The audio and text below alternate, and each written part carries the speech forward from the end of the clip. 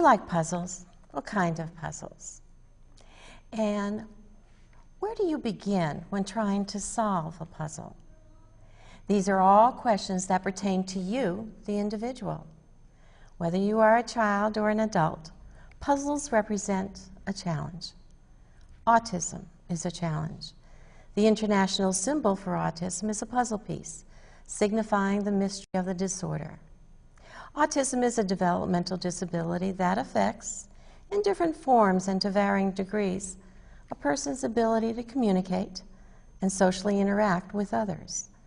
It is the fastest growing neurological condition in the world, and it occurs in all racial, ethnic, and social groups, and it is 4 times more prevalent in boys than girls. The interlocking, multicolored piece represents hope.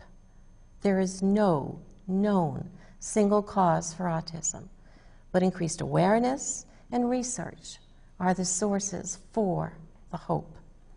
Families define autism in their own personal manner. Like snowflakes, no 2 autistic people are alike. The mystery of autism exists daily in the lives of parents who have a child diagnosed with autism. We must consider that it is a spectrum disorder, and that's due to the wide variety in both the severity and the symptoms shown. I'm Dr. Carole Patrylo, and over the course of the next hour, we will focus on the parent's perspective and the many, many challenges represented by autism spectrum disorders, or ASD. I will first introduce a psychologist to discuss his work and personal experience with families and ASD. Then we'll turn to 3 fathers who each have a son on the autism spectrum. We'll share the diagnosis, trials and tribulations, and the role of these fathers in the ASD community. Finally, the fathers will continue to discuss systemic issues and each family's coping strategies and humor. To begin our program, I have with me Dr. Eric Mitchell, and Dr. Mitchell is very active as a consulting psychologist in the Philadelphia area, both as a professional and as an advocate. Well, thank you, Dr. Mitchell, for joining us today and sharing your insights. My pleasure. So I'm going to begin. Sure. First, why your interest in autism? Well, I think that most professionals that work with the ASD community have some personal connection.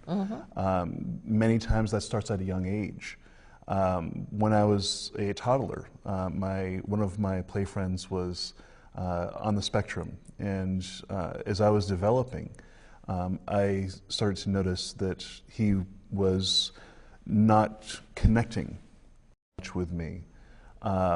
And I remember that from a very, very young age, that there was something missing in the play. Today, I know that reflecting back, we were really looking at some of the early signs of ASD. Yes. And in that sense of loss for me carried through my adolescence. When I started working with kids on the autistic spectrum and other children with behavioral difficulties through volunteer experiences and so on. I also started to notice certain traits in extended family members that may have been closely associated with the spectrum. So when I started to enter my graduate studies, it was a natural progression for me to start to gravitate toward working with kids on the spectrum. First just through educational testing, and then eventually through behavior interventions that carried me through a postdoctoral fellowship, specializing with children on the spectrum, and culminating in coming back to Philadelphia to begin some advocacy as well as some development of programs for children on the spectrum. That's where I am today, involved very deeply with the ASD community in Philadelphia, as a psychologist, as a researcher, as a author from time to time, and of course here at LaSalle working with the autism certification program and the wonderful work that you're doing as well. Yeah. Now, in working with the families, What do you see as the major challenges?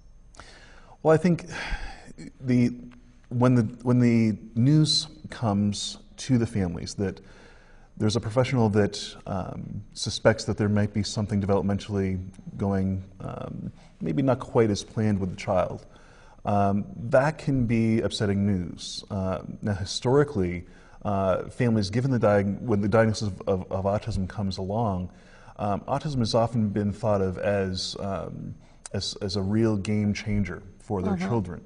Their perceptions of what, or their dreams of what they thought their child would accomplish sometimes are drastically altered in ways that can be very painful.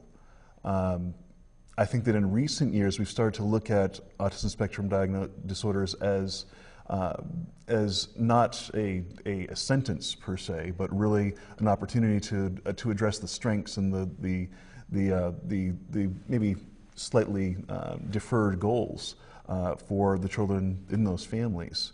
So I think the major challenge is getting families to look beyond the initial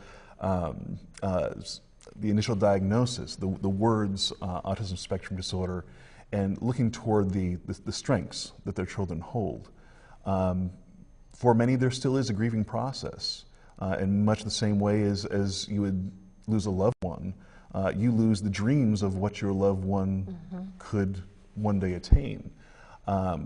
But in hopefully short order, the challenge is to move the families beyond that despair, if you will, and looking toward all the strengths that their children present. ASD can be really an eye-opening experience for many. When we think about it, if our children are happy and are engaged and are productive, what more can we really ask? And if that is the goal for our children, perhaps it doesn't matter quite so much if they have the prototypical marriage, the prototypical job, the wonderful house in the hills, or what have you. Maybe there's a key that the children with autism give us in realizing what's truly important in life. Now, each family is